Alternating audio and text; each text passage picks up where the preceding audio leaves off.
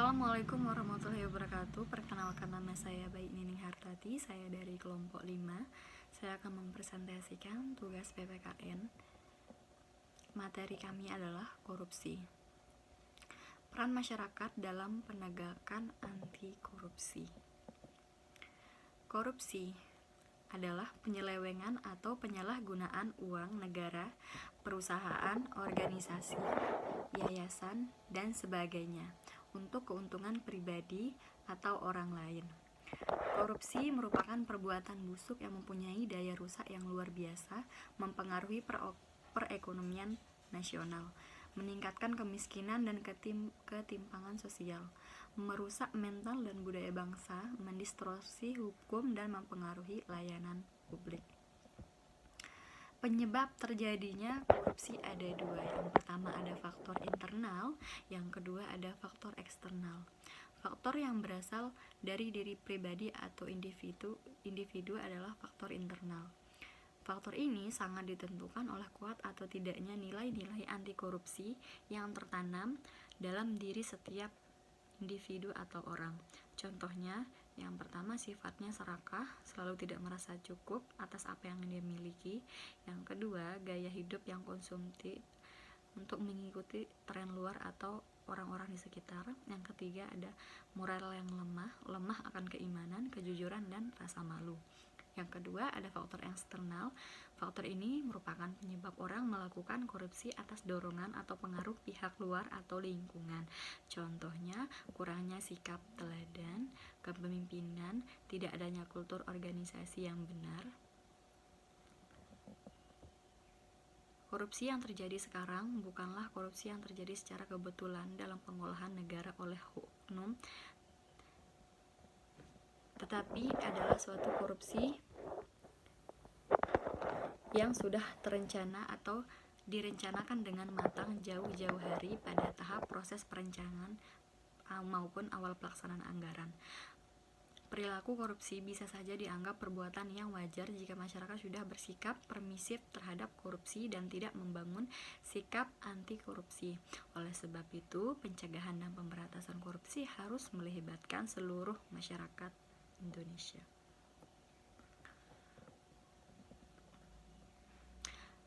Perkembangan kejahatan korupsi di Indonesia masih tergolong tinggi, sementara pemberantasannya masih sangat lamban. Hal ini disebabkan oleh pemerintah seakan kehilangan fungsinya untuk mengatasi para pelaku tindak pidana korupsi. Pemerintah tidak mampu mengatasi permasalahan yang terjadi. Hukum seakan lemah dalam menangani masalah, padahal sudah diketahui bahwa korupsi sangat merugikan bangsa dan negara. Strategi pemberantasan korupsi ada 5. Yang pertama ada reprensif, penanganan laporan pengaduan masyarakat. Kedua, penyidikan, penuntutan, dan pelaksanaan putusan pengadilan. Yang kedua ada perbaikan sistem. Strategi perbaikan sistem dilakukan untuk mengurangi potensi korupsi. Pelayanan publik yang dibuat transparan melalui sistem berbasis online atau sistem pengawasan terintegrasi. Yang ketiga, edukasi dan kampanye. Dalam rangka pencegahan, pendidikan dan kampanye memiliki peran strategis dalam pemberantasan korupsi. Melalui edukasi dan advokasi, KPK meningkatkan kesadaran masyarakat akan dampak korupsi, mengajak masyarakat untuk berpartisipasi dalam gerakan anti korupsi, serta membangun budaya dan perilaku anti korupsi. Yang keempat ada strategi preventif. Upaya pencegahan atau preventif adalah upaya pencegahan korupsi untuk mengurangi penyebab dan peluang seseorang melakukan perilaku korupsi. Strategi detektif. Upaya pendetektifan adalah upaya untuk mendeteksi terjadinya kasus korupsi secara cepat, tepat, dan biaya rendah. Pencegahan korupsi ada 3 langkah pencegahan korupsi. Yang pertama, pembentukan lembaga anti korupsi. Dibentuk berdasarkan Undang-Undang Nomor 30 Tahun 2002 tentang Komisi Pemberantasan Tindak Pidana Korupsi. Lewat peraturan ini, KPK diberi amanat untuk melakukan pemberantasan korupsi secara profesional, intensif, dan berkesinambungan. Yang kedua ada pencegahan korupsi di sektor publik. dengan kewajiban pejabat publik untuk menyatakan dan mengungkapkan jumlah kekayaan mereka sebelum sesudah menjabat. Dengan demikian, masyarakat dapat memantau kewajaran peningkatan kekayaan mereka. Yang ketiga ada pencegahan sosial dan pemberdayaan masyarakat. Dengan memberikan hak akses informasi kepada masyarakat, harus ada sistem agar publik termasuk media berhak meminta semua informasi mengenai kebijakan pemerintah yang berdampak pada kehidupan banyak orang. Peran serta masyarakat dalam pencegahan dan pemberantasan tindak pidana korupsi. Menurut Undang-Undang Nomor 31 Tahun 1999, Undang-Undang Nomor 20 Tahun 2001 tentang pemberantasan tindak pidana korupsi pada pasal 41 ayat 2. Yang pertama, hak untuk mencari, memperoleh, dan memberikan informasi tentang adanya dugaan telah terjadi tindak pidana korupsi.